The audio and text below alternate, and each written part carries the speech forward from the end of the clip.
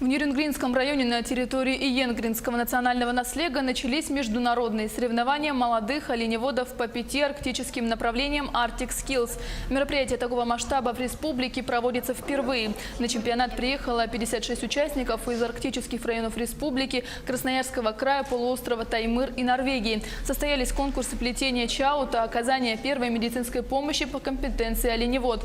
Для женской половины участников прошли соревнования по компетенции хозяйка чума, которая включает в себя выделку шкуры. В проектировании электронного стойбища возведения чума участники чемпионата проявили себя как в теории, так и в практике. Завершила конкурсный день компетенция строганина. А в целом я полагаю, что это очень значимое мероприятие, потому что наша задача заключается в том, чтобы вот эти северные компетенции, которые сейчас только используются в Скандинавии и на нашем арктическом севере, мы должны как-то продвинуть. Это будет отдельная арктическая компетенция, которая может быть зафиксирована в Международном университете УАрктик. Вот Ларс Кулерут сегодня приезжает, завтра у нас будет деловая площадка, где мы вот эти все вопросы будем обсуждать.